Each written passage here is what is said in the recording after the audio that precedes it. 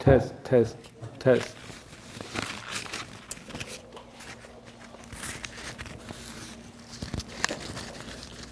There we go.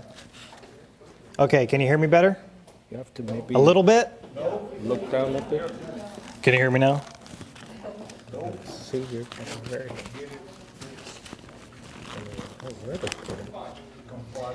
Okay, can you hear me now? A little bit better? Maybe Okay. look down a bit.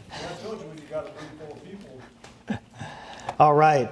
Thank you guys so much for having me here today. I'm very excited to give this presentation this afternoon, although I'm still not sure whose idea it was to put the historical lecture after lunch when we're all full and ready for a nap, including myself. But no, I'm very, very honored to be here with all of you today and to share in these great presentations and dialogue. This presentation is titled Revisiting Homoousios, Origins, Intentions, and Aftermath. And this is indeed a presentation about the Greek philosophical word homoousios and how and why the word was ever put in to the famous Nicene Creed of 325. The Council of Nicaea is certainly the most famous of the ancient councils of the Church, and to this day its creed, or a heavily modified form of it, is often thought of as a waymark of Orthodox theology.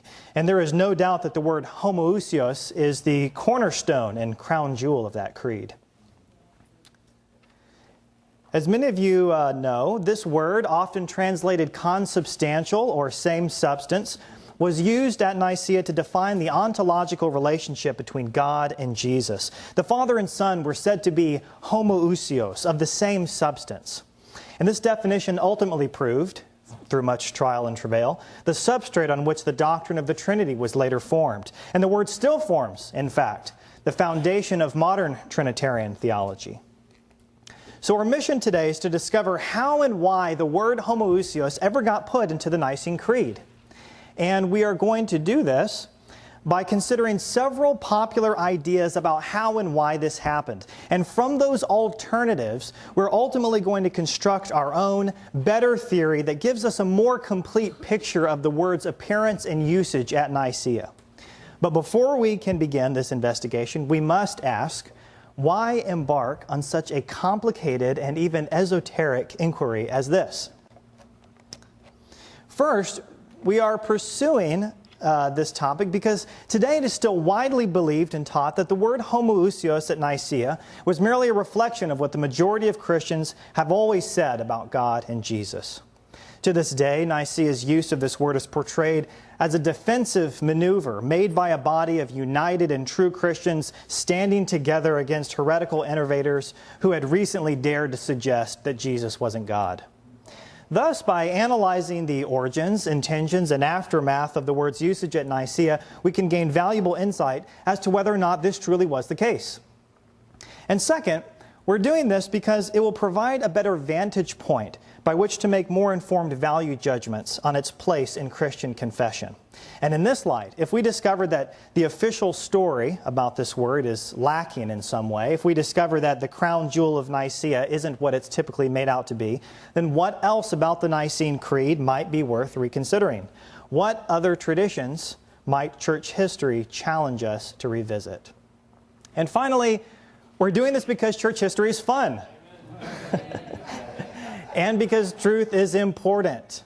So, without further ado, we'll get started. I'm going to begin by setting the stage for us and introducing several historical persons of interest who will be involved in some way in the historical theories that we will be analyzing. Now, I've decided to employ some small pictures of these gentlemen as references to help you keep all of this straight. Like any good mystery, there's a tangled web of characters that we're going to need to sort through. And to make matters worse, this mystery is from 1700 years ago, and almost all of the characters' names end in the same three letters, IUS. So, in a valiant effort to keep this all as straight as possible, I'll be briefly introducing some of these important persons to you. Okay, first we have Arius. Arius was a presbyter from Egypt who got in trouble with his bishop for saying that the Father and Son were distinct beings and that there was a time when the Son did not exist. The Council of Nicaea was ultimately called to settle this problem surrounding him. Next, we have Constantine, the first Christian emperor. He was the one who called the Council of Nicaea. He wanted the Christians to stop quarreling. He wanted Arius and his opponents to just keep quiet and settle their disagreement in private. But he was ultimately compelled to call the council to fix the matter. Next, we have Hosius. Hosius was an important bishop and was Emperor Constantine's religious advisor. He was instrumental in setting up the council, and he would later preside over other councils of the church as well. Lactantius was Constantine's other religious advisor. He actually died around 325, but at the time, Lactantius was working to bridge the gap between paganism and Christianity in the empire. He was very well read in pagan and Gnostic literature, as we will see. Next, we have Marcellus. Now, Marcellus was an interesting and peculiar bishop from Ancyra, and he held to a monarchian modalist type of theology. Next, we have Eusebius, the famous subordinationist bishop who was at the council. As a church historian, he records what he saw at the council, and he also later became Emperor Constantine's biographer. Now, Tertullian, he wasn't at the Council of Nicaea. Tertullian was from the previous century, the 3rd century. The council would take place 85 years after his death. But he was an influential theologian in the West who had pioneered some important theological language in Latin, which we'll hear more about soon. And finally, Philostorgius.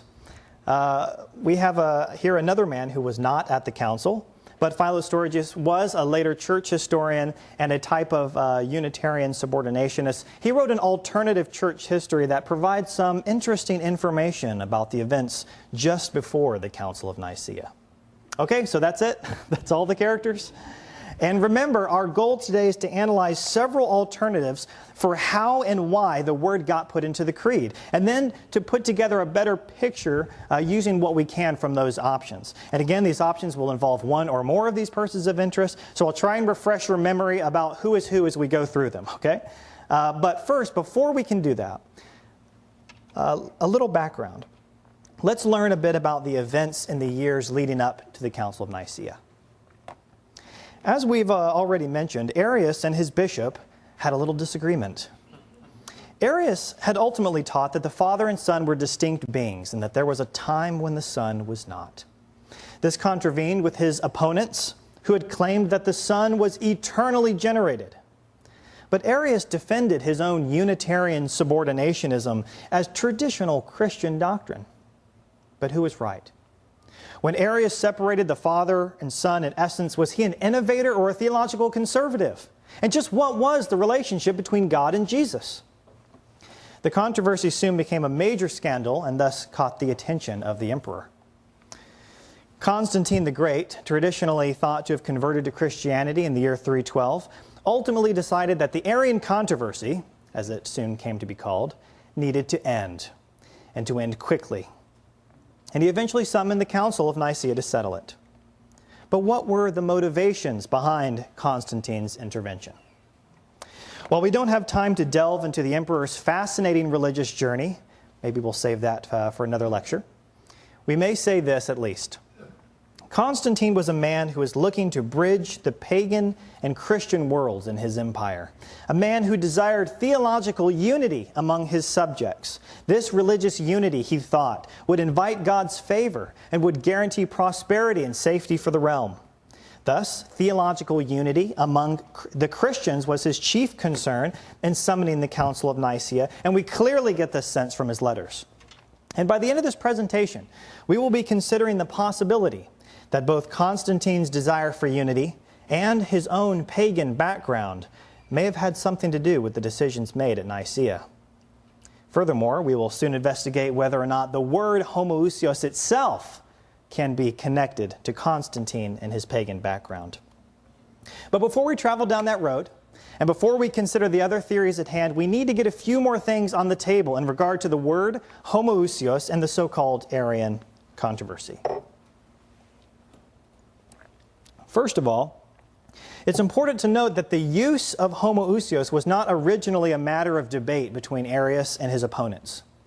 In fact, in Arius' letter, and the way in which he references the term as a definition of relationship between the Father and Son even gives us the impression that he knows his opponents didn't agree with it either. Arius had made it well known that he had personally rejected the word, and he even connected the use of that word to Gnostics. In his Confession of Faith, he affirms that the term homoousios represents Gnostic doctrine, and he ultimately declares that he and his friends, quote, are not prepared to affirm that the Son is homoousios with the Father. Ultimately, Arius refers to the definition homoousios as if it were something widely known to be inappropriate or alien to the Catholic faith. And this seems correct, because the use of homoousios to describe God and Jesus had reportedly already been banned by the earlier Council of Antioch in 268. The Catholic Encyclopedia, in fact, states that, quote, it must be regarded as certain that the Council rejected the term homoousios, end quote. And as Bishop Hansen notes, this fact ultimately caused considerable embarrassment to those theologians who wanted to defend its inclusion in an official doctrinal statement at Nicaea. And all this indicates that the definition was not well established among the Catholics and was even seen as foreign and alien to the Orthodox faith. And as we will now see, homoousios had been, it is true, largely the property of the Gnostics, the Hermeticists, and the pagans. In his landmark investigation, scholar Christopher Stead cataloged every pre-Nicene occurrence of the word. We don't have time to go through each of these instances, of course, but I'm including this here to demonstrate what virtually all scholars agree upon. And that is the fact that the first people to use the word homoousios in a theological context were Gnostics. There was no usage of the word before the Gnostics, and in fact, scholar Pierre Franco Beatrice, in his own landmark study, confirms that the Christian Gnostics were in fact the very first to introduce this term into the wider Christian world. But what did this term originally mean to the early Gnostics? In these circles, the term was first used to describe two or more different beings who are compounded of kindred substance, and it was used alongside notions of emanation. Stead reveals that in the majority of the earliest cases, the notion of ousia, substance, that is implied, is either material or it's conceived in physical terms. It thus means roughly made of the same kind of stuff. Stead also concludes that, quote, when homoousios first appears, it is not used to express the Christian theology of the Trinity, but goes back to pre-Christian times. So, if this is true, then where did the Christian Gnostics first learn to use the term? Beatrice explains that the Christian Gnostics had first drawn the word directly from Hermetic sources, that is, from Egyptian pagan Gnostic sources. The earliest use of the word in extant literature is, in fact, found in the important Hermetic tractate Poimandres, which dates to the 1st century CE at the latest. In this pagan text, the word is used to define the relationship between a monotheistic God, God the Father, and his emanated Logos, who is cast as a second God, Oduros Theos, a second God, and this entity is called the Son of God. Now, we won't read through all of these quotations here, but ultimately, what you need to understand is that here in this pagan Gnostic document, we have God the Father, who is homoousios with the Logos, his Son. And surprisingly, we already have here the language of Nicaea, in which God and his Son, the Logos, are homoousios. But at this point, we aren't quite ready to dive any deeper into the Egyptian Poimandres.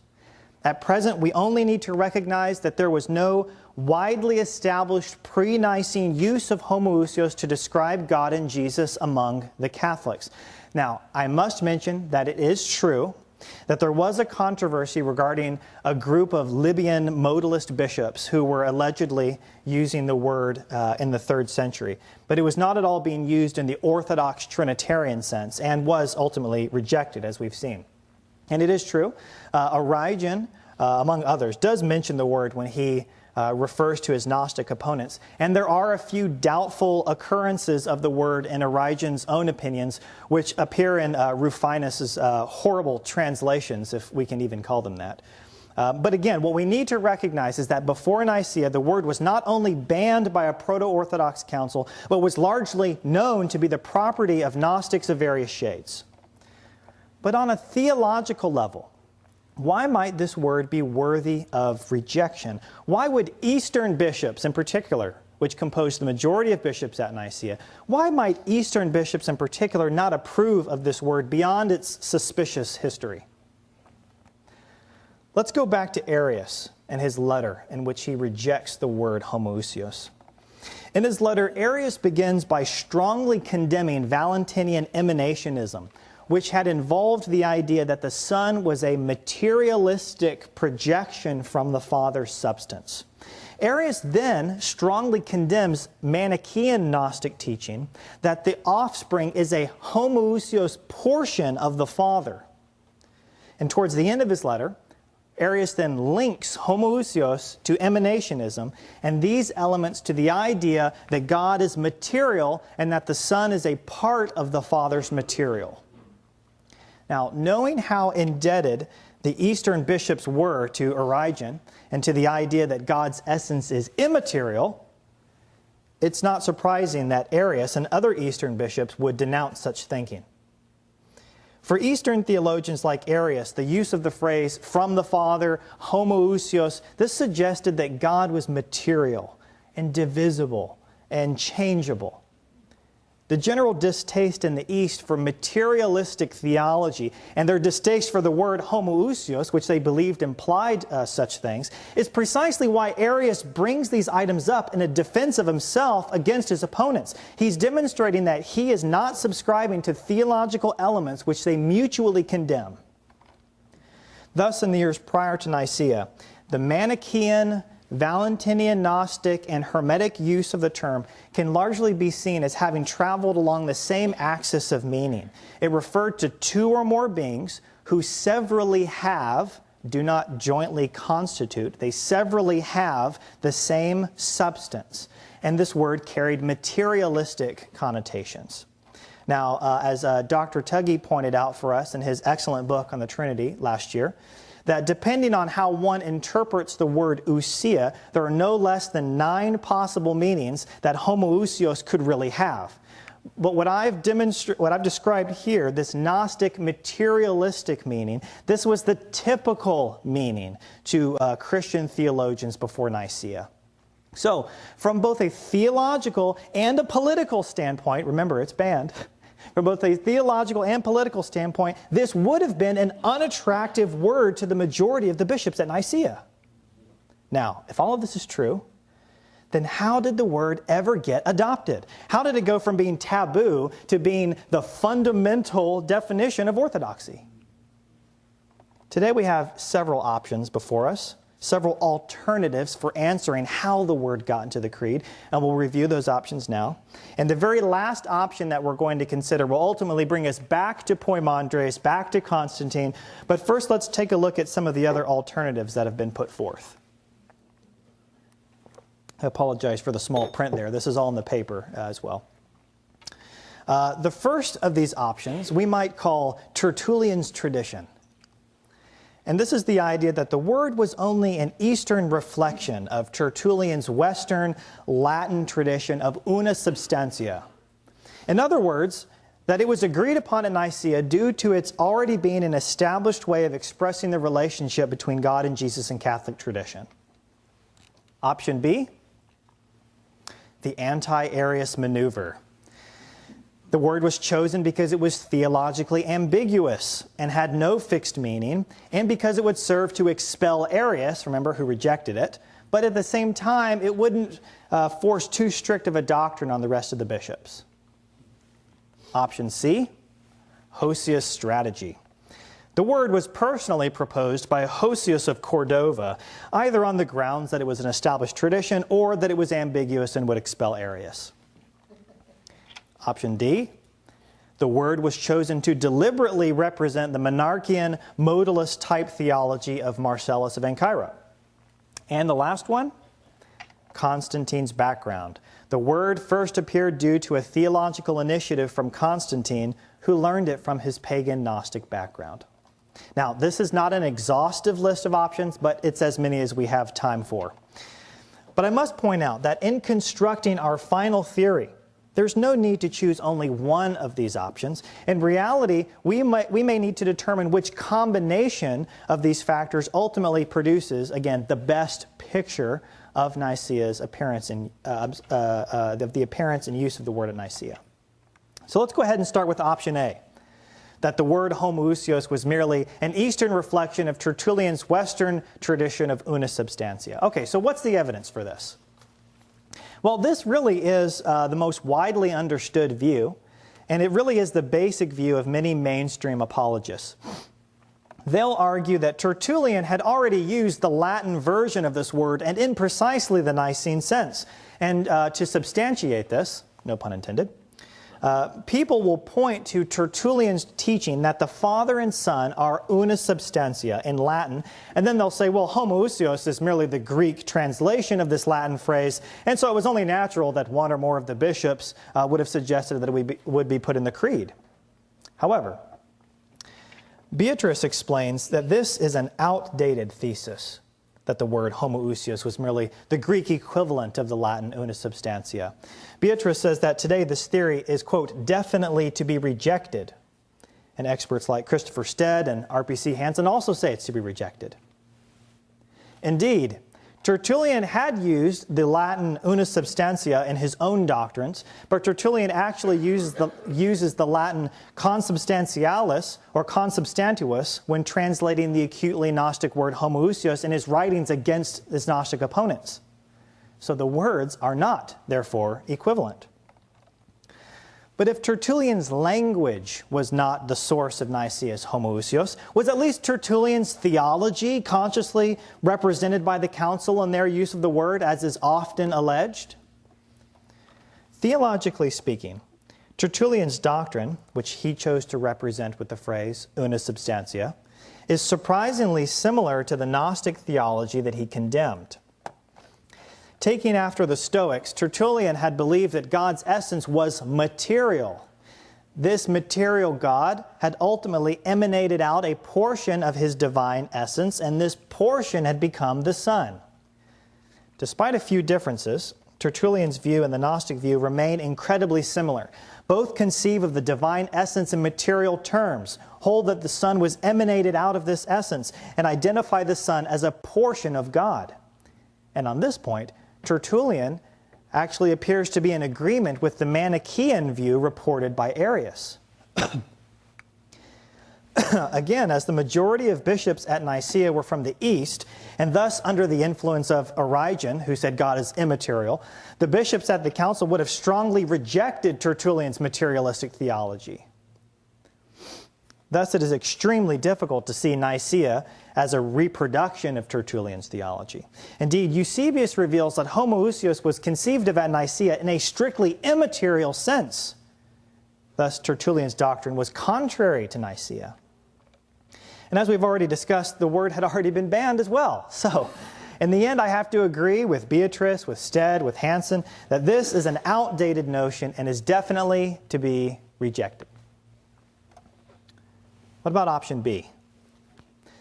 The word was chosen because it was theologically ambiguous and had no fixed meaning and would serve to expel Arius without forcing too strict a doctrine on the rest of the bishops. What's the evidence for this? Well, Athanasius could sign on to the word. Eusebius could sign on to the word. Marcellus could sign on to the word.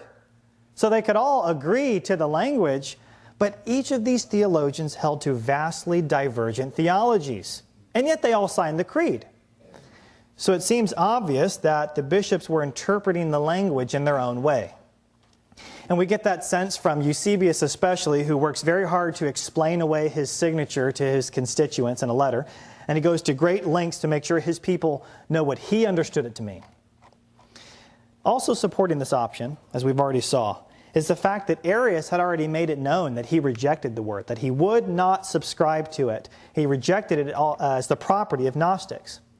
And this was true, but since the term still could be taken in a variety of ways, and since the Nicene bishops knew that Arius would never accept the term, it does appear to have made the perfect vehicle for getting rid of Arius, while at the same time not placing too tight of theological restrictions on themselves.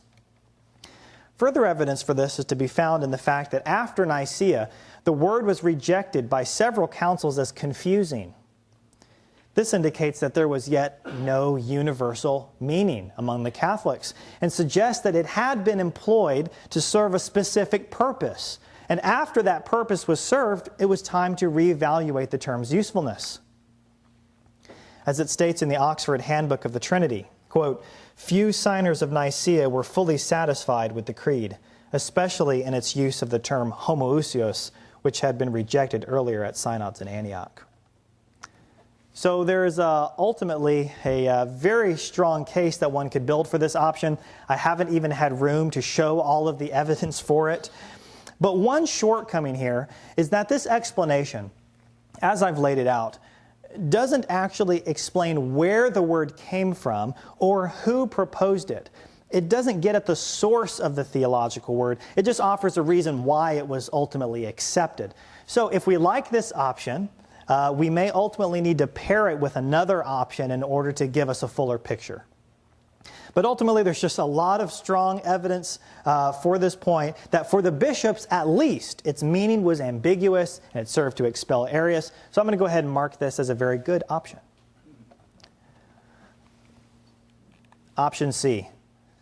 The word was personally proposed by Hosius of Cordova. Okay, so we're trying to look at Hosius as the source of the word. And we know that Hosius was indeed an important religious advisor to Emperor Constantine. He was instrumental in helping Constantine navigate the controversy over Arius, and even with facilitating the council itself. So he is an important figure, certainly. But what about the idea that Hosius wanted to put homoousios in the creed? Well, we actually do find some support of that idea in the record of the church historian named Philostorgius. Philostorgius says that before the council, Hosius indeed met secretly with Arius' opponents, and together they plotted how they could expel Arius. And Philostorgius says that they decided to use homoousios to force Arius' rejection. So, on the surface, it looks like we do have a church record, albeit a later one, which indicates that Hosius was responsible for putting the term in the creed.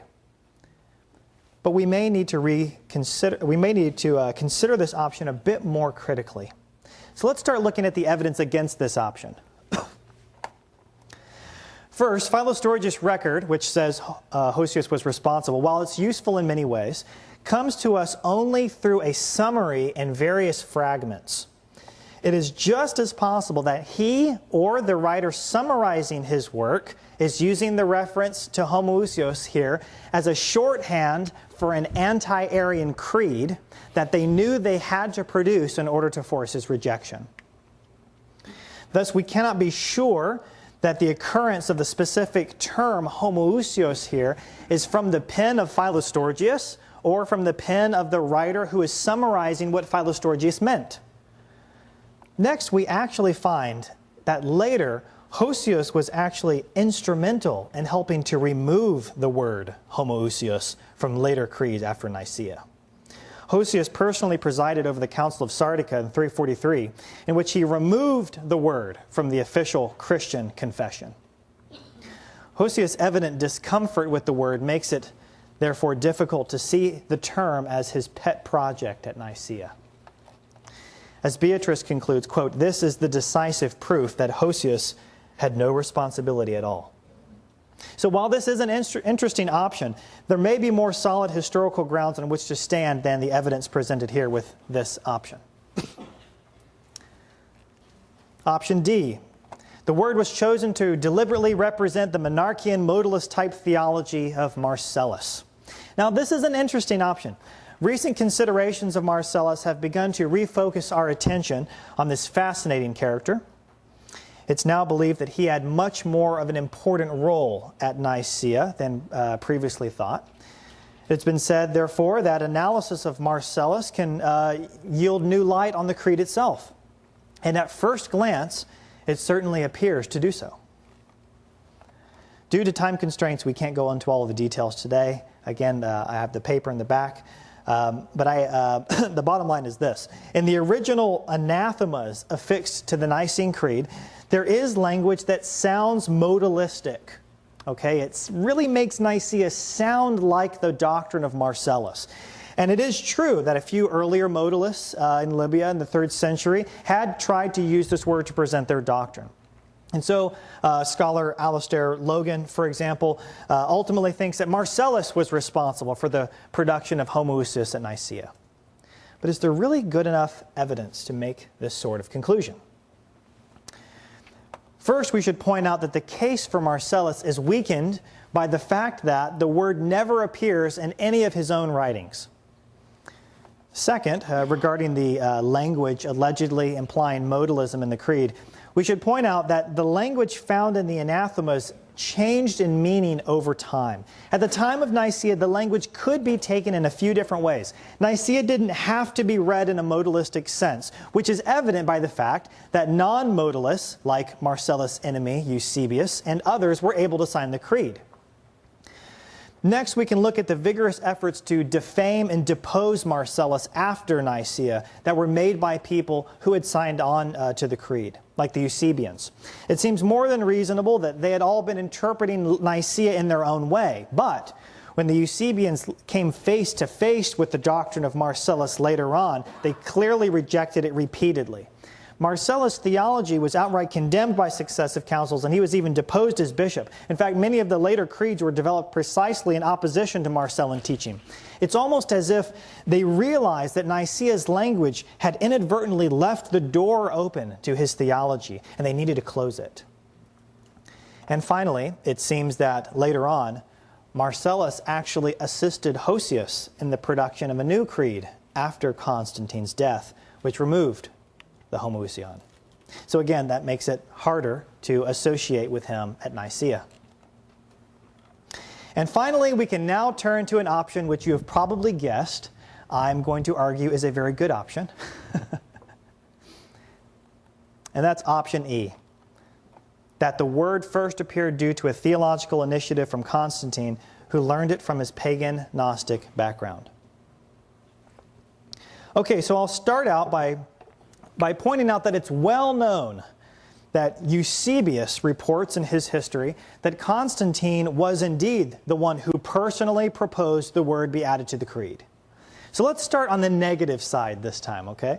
We're going to start on the negative side. What might be the evidence against this? What's a reason why we might not believe Marcellus and his report that the emperor was responsible? Well, it's clear that Eusebius was a political propagandist. Historians have called him the great publicist of Constantine and a political theologian. His records have experienced constant criticism as the biased accounts of a political survivalist.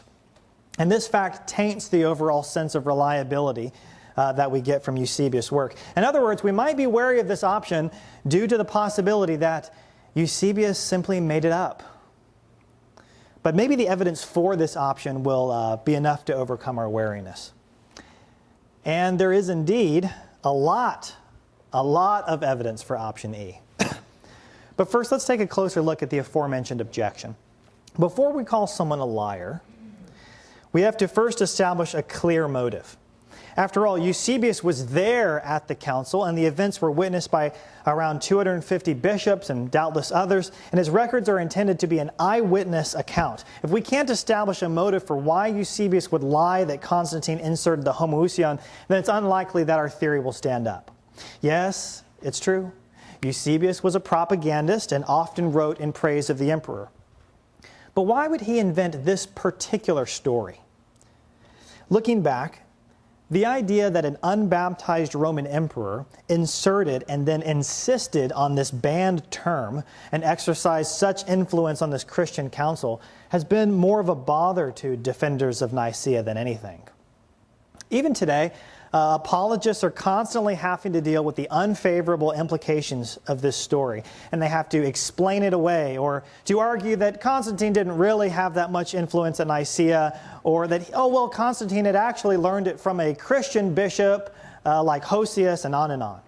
So if Eusebius is a propagandist who wants to paint Nicaea as the pure and holy activity of the church, establishing what all Christians have always believed, why go to such lengths to explain in detail that an unbaptized emperor, not the bishops, was responsible for the creed's key definition? Regardless, this is the report of Eusebius, and it's actually one which a great many church historians agree with. Many, if not most, think that Eusebius' account on this point is to be believed, that Constantine did insert it into the creed. And I agree with this particular point as well.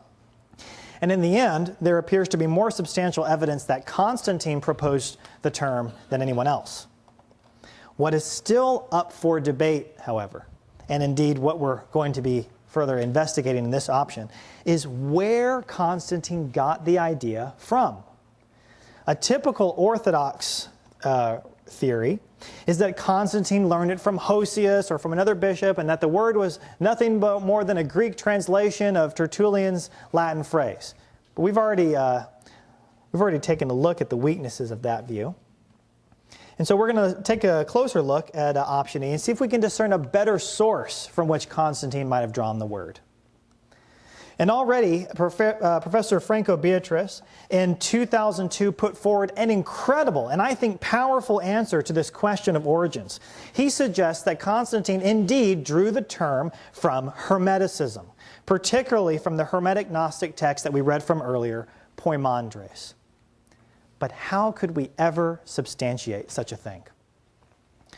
While many believe that Constantine inserted the word at Nicaea, most aren't aware of the fact that in Eusebius' record, Constantine also provided a philosophical explanation of his own use of the term.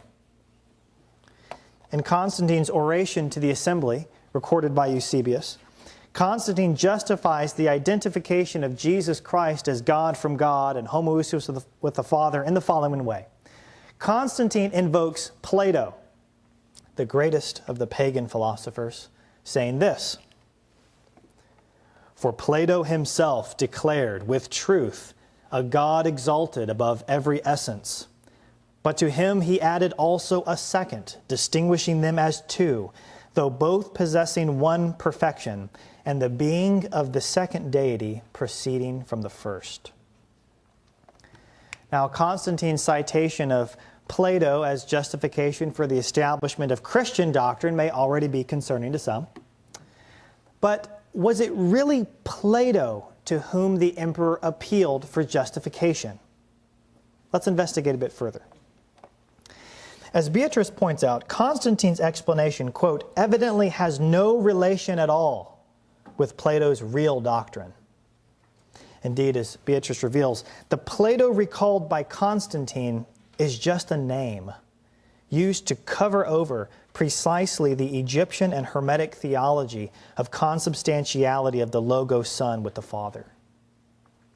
In other words, what you're reading here is a Hermetic interpretation of Plato. But where did Constantine ever learn to read Plato in this acutely Hermetic way?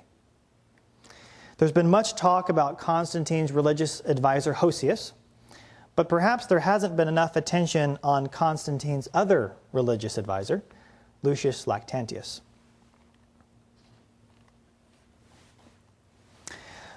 Lactantius was a man preoccupied with harmonizing the pagan and Christian worlds. He wrote lengthy defenses of Christian doctrine in which he appealed to pagan and Gnostic texts to substantiate Christian views. To defend Christianity from the Platonists who were attacking it, he opted to find the common ground between them. And in Hermeticism, he believed he had found that common ground. In fact, Lactantius enthusiastically quotes from Hermetic texts many times, and even directly quotes from Poimandres 14 times. Now, with Lactantius' grand purpose of establishing a theological relationship between Platonism, Hermeticism, and Christianity in view, it becomes easy to believe that he would have, as Constantine's religious advisor, shared these sentiments and insights with the emperor. But most importantly, almost mirroring Constantine's same quote about Plato, Lactantius himself says this, quote, Plato spoke about the first and second God. And then Lactantius says that Plato was only following the teaching of Hermes. This is just incredible, incredible evidence. And this provides the most direct and obvious path towards answering the question of how Constantine learned to read Plato in the Hermetic way that he did. He learned it from his advisor Lactantius. Professor Beatrice ultimately postulates that, quote, in the years of the outbreak of the Arian controversy, Lactantius might have played a decisive role in influencing Constantine's Hermetic interpretation of Plato's theology, and consequently with the emperor's decision to insert homoousios in the Council of Nicaea. So to me, this is much more powerful than the common idea that Constantine learned the word from Hosius, who had learned the word from Tertullian. We've already seen the weaknesses of that view. On the other hand, this option that Constantine learned it from Lactantius, or even learned it from his own personal knowledge of Poimandres, is quite strong. Again, Lactantius was reading and teaching Constantine in his court from a document which contains the very Greek word itself, and which appears to use it in the same way that Constantine's interpretation of Plato demands. So a much more powerful connection here. And just to substantiate this idea even further, there's still more evidence worth looking at that draws us towards this option, that Constantine learned the word from his Egyptian Hermetic background. Indeed, we can detect lines of evidence that actually connect Constantine to Egyptian theology, to Hermetic ideas both before and after the Council of Nicaea. Let's take a look. From 311 to 315, we have several pagan panegyrics written in honor of Constantine, several inscriptions as well, which indicate that Constantine had identified his God as the divine mind. And as we saw earlier in Poimandres, the divine mind is the chief name of the monotheistic God of Hermeticism. Second, in another Hermetic book, a very important one called the Asclepius, we find yet another text teaching a doctrine of consubstantiality between God the Father and the Son. And this book was also quoted many times by Lactantius, who quoted it in his court teaching to Constantine, probably starting around the year 310.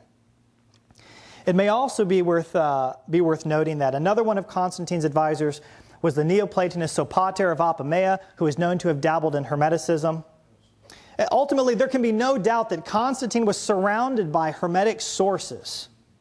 But lastly, and here is the most interesting evidence of all, in the year 326, probably less than 1 year after the Council of Nicaea, we have on record that Constantine sent a pagan mystic named Nicagoras on a trip to Egypt. Constantine sent Nicagoras to the Egyptian Valley of the Kings. As you may know, the Valley of the Kings is the famous burial site of the ancient pharaohs of Egypt. And Constantine had ostensibly enabled this pagan to make a journey specifically to the syringes, which are the underground tunnels beneath the Valley of the Kings. And while this pagan mystic Nicagoras was there, he actually left some interesting inscriptions in the stone. In his message, Nicagoras says that he went there mimicking the same trip that Plato had once made there hundreds of years earlier. Indeed, legends had said that Plato had once traveled to Egypt to learn the Egyptian secret theology from their priests. And now Nicagoras was evidently enabled by Constantine to follow in Plato's footsteps. In fact, Nicagoras mentions Constantine by name in his inscription. He says this, "I, Nicagoras, investigated the tombs many lifetimes after the divine Plato from Athens, and I marveled and gave thanks to the gods and to the most devout Emperor Constantine, who made this possible for me."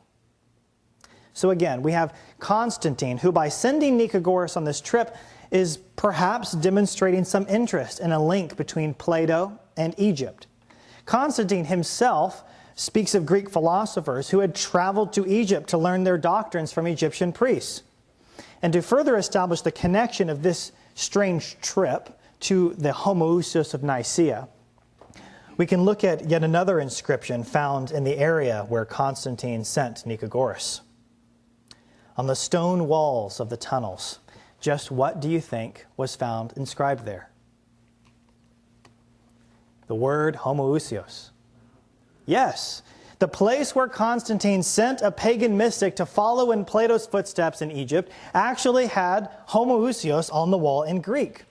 And not only that, but if you look at the full inscription, it sounds very much like Nicaea. There was a unique mind, and from him came the intelligent Logos, the eternally incorruptible Son, reflection of the intelligent Father, one with the Father, distinct from the Father only by name, but one with the Father and one from one, homoousios, eternally incorruptible.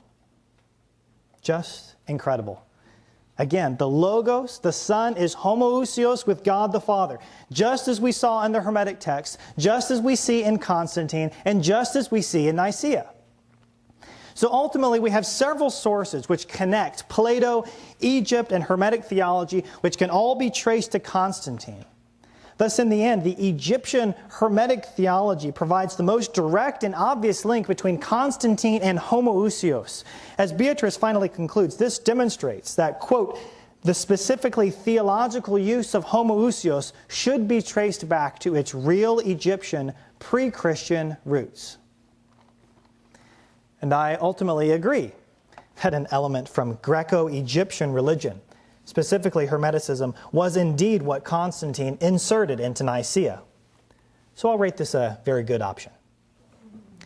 But if we like this, we're still left with the question of precisely what Constantine meant by the word. So we'll now quickly turn our attention towards Constantine's personal understanding of homoousios. What do the available sources tell us about the emperor's theology at the time of Nicaea? We have three sets of data to consider before making a conclusion about his personal beliefs at the time of Nicaea. And I'm going to go very quickly through these, and then I'm going to sum it all up at the end, okay? So don't worry. First, in Constantine's oration, written around the time of Nicaea, perhaps a couple of months before Nicaea, perhaps a couple of months after, it's not quite agreed upon, the emperor says that his own doctrine agrees with the doctrine of the great Plato, who he said had taught the following sound sentiments with truth. Okay, so this is how Constantine represents his own doctrine. There are two gods, distinguished numerically as two. Both possess one perfection. The being of the second deity, or the second God, proceeded from the first. The second deity is the obedient agent of the first God. And the second deity, the Son and Logos, is also to be named God.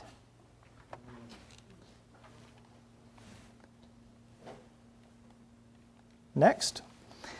In this same oration, Constantine speaks directly of the relationship between the Son and Father in the following way. He says, God has no origin. This is the Father. He says, the Father has no origin and therefore no beginning. The generation of the Son was accompanied by no decrease of the Father's substance. Everything has a cause, he says, and the Father is the cause of the Son. He says everything has a preceding cause, a cause that precedes it, and the Father is the cause of the Son.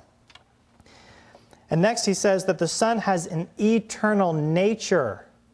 Did you hear that? An eternal nature. It's his nature that's eternal, not necessarily the personal Son. Okay?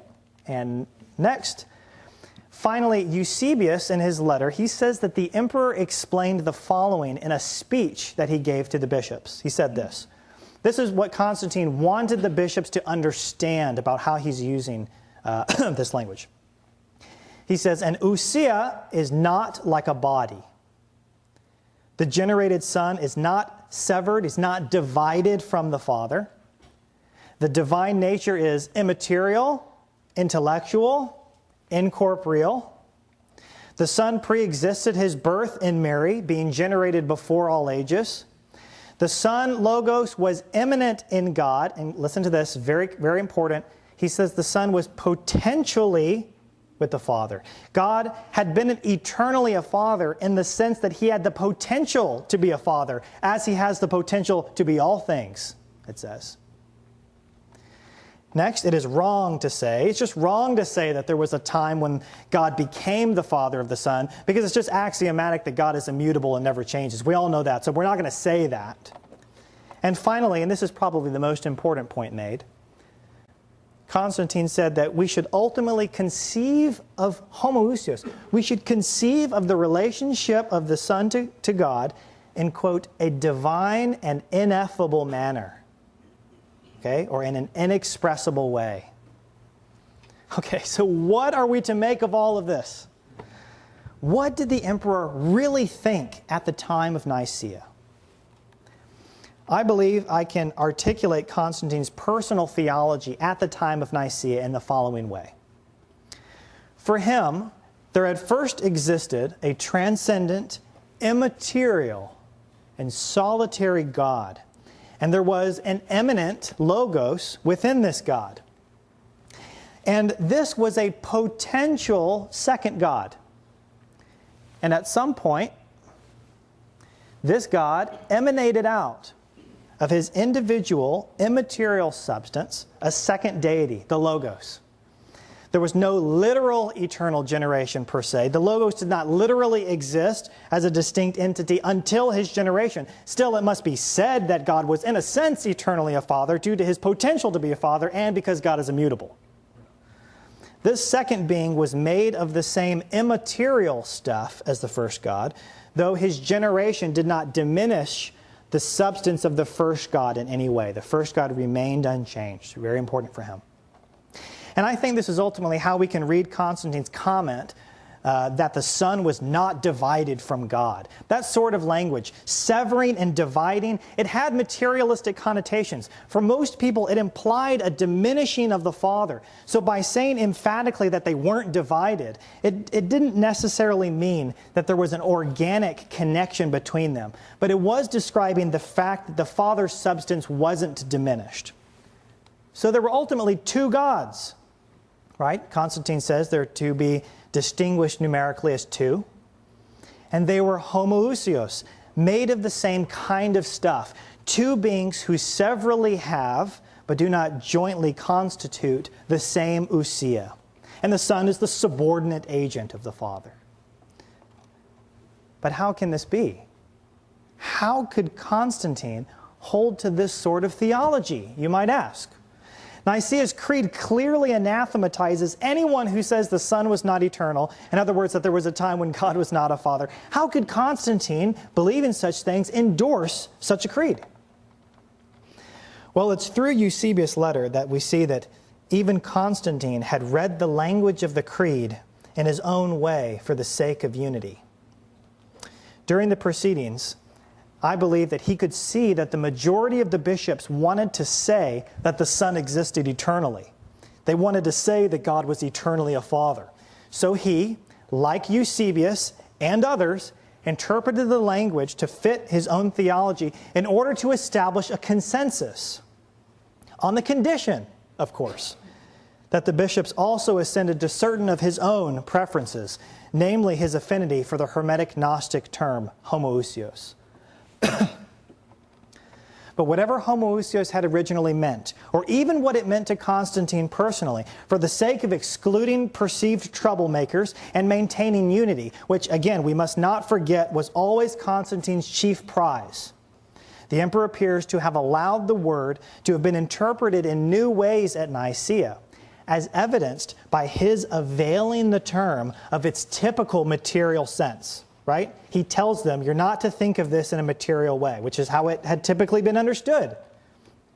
So by availing the term of its typical material sense, he's inviting new interpretations of the word.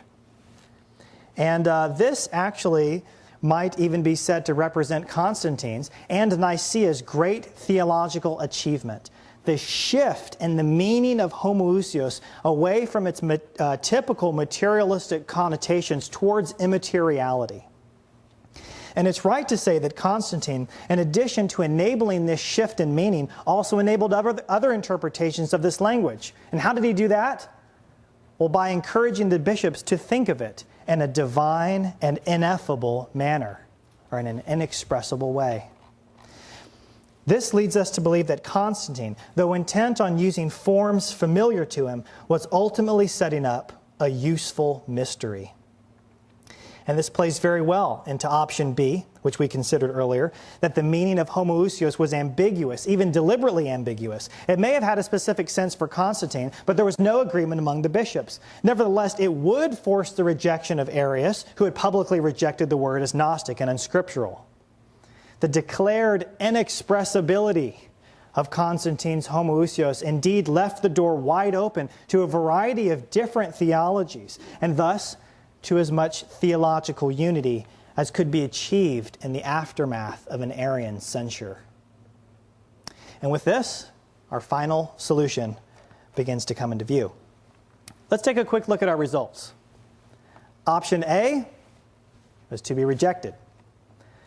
Option B was strong, but it needed to be set within a larger context. Options C and D were to be rejected. And option E proved strong, very strong. So my final solution is this. Option E is the prime cause, resulting in option B, which then resulted in the prime cause inadvertently resembling option D. In other words, my final conclusion is that there was no universal agreed upon meaning of homoousios among the bishops at Nicaea. And the reason why that is because the word was inserted by Constantine, who drew it from pagan Gnostic sources. The bishops were suddenly laden with the task of defining homoousios in a non-Gnostic way. And because of Constantine's influence, the bishops were on the one hand compelled to get on board with it. And on the other hand, they justified their acceptance of it due to its power to exclude Arius. And then they were left to privately deduce their own meanings or explain it away to their constituents. But what they had done by getting on board with Constantine's idea was unwittingly open the door to the modalist type theology of Marcellus of Ancyra. And what did the immediate aftermath of Nicaea look like? Later, some of the anti-Arian bishops revealed that during the council, they had been reduced to silence in order to preserve peace. Remember, peace, unity, consensus. This is what's at stake. Of course, Arian signatories, remember, some of the Arians consented to be exiled with Arius. Some of them didn't and signed the creed. But some of them we know, like the Bishop of Nicomedia, we know he later confessed to Constantine that in signing, he had only been, quote, subscribing to the heresy from fear of you. It was thus a problem for anti-Arians and Arians alike, both at the council and in its wake. Constantine, on the other hand, had been convinced that Christian doctrine could be interpreted through the forms of pagan tradition. He furthermore shared the concern of the anti-Arians and hoped that through such categories he could preserve the divinity of the Son, keeping him on the side of the divine Father, and enable a theological consensus at the same time. Eusebius of Caesarea appears to have reluctantly accepted the word, because for him it did not ultimately contradict his own famous doctrine of two ousiai, of two gods. Though Eusebius was hesitant to assent to it for the many reasons we've just described, when Constantine absolved the word of its materialistic connotations, it appears surprisingly conducive to Eusebian theology. Now, Marcellus of Ancyra, he wrote against both the Eusebians and the Arians, strongly arguing that Eusebius and the Arians were in fact crypto-hermeticists and Gnostics. He even says repeatedly that the Eusebians and the Arians had borrowed their doctrine of two hypostases from Plato and Hermes. He accuses them of that. Evidently, This is because Marcellus saw that Eusebius' doctrine of two gods was akin to the Hermetic doctrine of two gods. But it was thus akin to the emperor's doctrine as well. It's interesting that Marcellus, in his dramatic critique, stopped short of directly criticizing the word homoousios, perhaps because of Constantine's authorship, and the fact that the emperor was the real crypto-hermeticist, actively infusing Christian confession with borrowed and alien elements. Hosius, the emperor's advisor, was evidently disappointed. Seems to be the case. He left Constantine immediately after the council, and the bishop, once an important and prominent ally of the emperor, seems to have stayed relatively silent until the death of both Constantine and Eusebius, his enemy. After his old master and his foe had both passed, Hosius returned with Marcellus and reformulated an Orthodox creed without the word homoousios. Perhaps we should read this as Hosius and Marcellus' revenge on Constantine's crypto-hermetic innovation, which had been accepted by their common enemy, Eusebius. And it is true that the word continued to pose a problem in the subsequent debates and remained a stumbling block both for Arians and their opponents. And it was not until the 380s that the Emperor Theodosius, endorsing the innovations of the Cappadocian Fathers, finally cemented the word into Christian confession. Homoousios was thus finally accepted, not through wide theological persuasion, but at the point of an emperor's sword. Thus we have the repeated insistence of the Roman state, first by Constantine, then by Theodosius, to ultimately thank for homoousios. And for this reason, to this day, we struggle over what we are to do with the word. It is still not clear how we are to interpret homoousios. Nevertheless, it is still the cornerstone of Trinitarian orthodoxy today. The word homoousios has remained, it is true, a bleeding wound in the midst of Christian confession, and one so far carefully covered over and ignored. There can, in the end, be little overestimation of the trouble caused by Constantine's efforts to unify theologically the Christian leaders at Nicaea, and to do so through the theological forms of pagan Gnosticism. Neither can we overestimate the impact that 4th century politics had on the church's response to Constantine's initiative. Ultimately, new ways forward must be found for church history and for Christian theology, paths which lead us directly through the murky origins of our most sacred traditions. And it is only through such daring expeditions that we will locate the necessary repairs to the schismatic ruptures of the 4th century church. Where does Christian confession go from here? What value, if any, will ultimately linger in Constantine's homoousios as a means of explicating the biblical faith?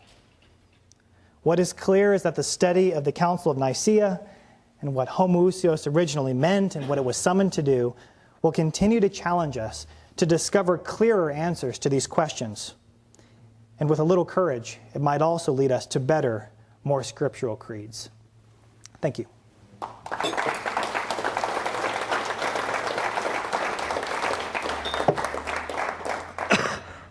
Excuse me.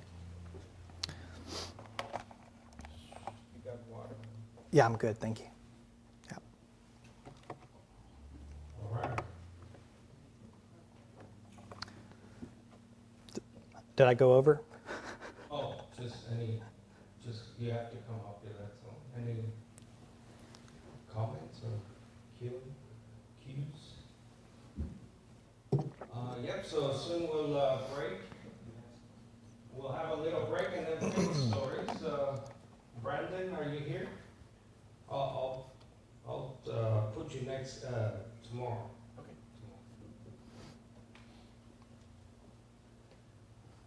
Thanks for that presentation, Kegan. Sure.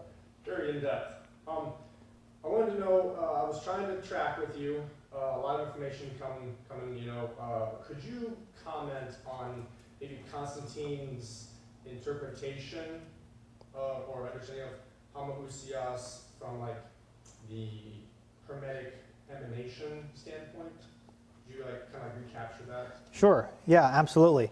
So remember, in Poimandres, which is sort of one of the foundational, quintessential texts of the Hermetic tradition, we have a monotheistic God, God the Father, who at some point in time emanates out a second entity. It's called a second God, the Son of God.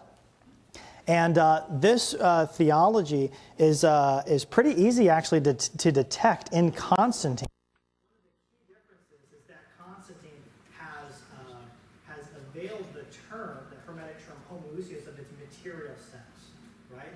So Constantine, what I see at the time of Nicaea, mind you, at the time of Nicaea, Constantine believed that there was, just as Poimandres says, there was a monotheistic God the Father who at a certain point emanated out a second entity, but this substance of that God was immaterial. So the Gnostics would have said it's material, but this is an immaterial God. Now the confusing part is, again, the fact that he's trying to accept Nicaea, which says that God is eternally a Father. So, and Eusebius says in Constantine Speaks, the way he gets around that is he says, well, look, God was potentially always the Father of the second God, like he's potentially king and judge and all of these things. So, we can say that he was, literally, we can say he was eternally a Father in that sense. If you read Eusebius' letter, they're really equivocating on all of this language. And I think Constantine is doing the same thing. So I hope that kind of helps recapture that. He believes that there is one God. In time, there is a second God that's produced, and that they're immaterial. Yeah, and that differs from Platonic thought with the nous how. Like the divine mind being the monad of principal cause. Well, that's just the thing. Hermeticism is a form of Platonism. It's an Egyptian reinterpretation of Plato. So that nous, it's the same thing. But the interesting thing is that for Platonists, there was not really a personal God. It's not really theism, right? But the Hermetic Gnostic God actually is a personal God. So that obviously the transition was from the idea of the good that Plato saw as being the principal cause to like an actual monotheistic view of an actual being consisting of ousia. Correct. That was the achievement of the Egyptian of the Hermetic theologians, was they took the concept of the one, the good, the nous, and they translated onto a starkly monotheistic God. And lastly, did you find any correlations, or have you thought about, like, with Plotinus's writings from the emanation in Egypt? Did you see any correlations with how he talked about the triad of triple substance? Well, sure. It's actually a lot of scholars have been doing quite a bit of work on this in the last 10 years, showing that Plotinus is actually drawing his philosophy of emanationism from a lot of these Gnostic sources. It used to be thought that that Plotinus sort of invented or pioneered emanationism, but we now have plenty of Gnostic texts which actually show that there were people thinking in those terms that chronologically precede Plotinus. And Plotinus had a lot of interaction with the Gnostics in Rome, actually, a lot. He wrote a whole book against them. His school was falling prey to them. There's a whole lot of history there, but yes, there is a connection between what Plotinus is saying, what the Gnostics, at least what some of the Christian Gnostics were saying. It's definitely interconnected. Awesome. Well, thank you so much for helping us follow this thought development and some of the issues that go along with how the Council of Nicaea proceeded and the Council Creed got formed. So thanks. Yeah, you're welcome. And I know it's a lot of information. You've got the paper. You've got it on video. Thank you, Kegan. That was really thorough and maybe convincing. My head is swimming with history nerd questions. But if I asked them all the degree of nerdery, this room might cause the roof to come down. I just have one question. What's the claimed date and the real date on the Poimandres? So, Poimandres, the dating of the Hermetic material has been a source of controversy over the last 100 years. However, most of the experts will date Poimandres to the 1st century. Gilles Crispo, for example, dated it to the 1st century CE at the latest. There is a lot of good scholarship out there to substantiate that the origins of Hermetic theology and philosophy are actually taking place in the years before the birth of Christ, around 100 BC. So you can very clearly trace the pattern of philosophical development, and that text in particular does date in the minds of many scholars to the 1st century and even to the 1st century CE at the latest. Yes, there are many other texts of what we call the Corpus Hermeticum that do date to the 2nd century and a little bit later. A lot of controversy about that, but we can certainly put that in the 1st century. Thank you. We'll just have a stretch while we set up for the faith stories. Thanks. Try not to leave the room.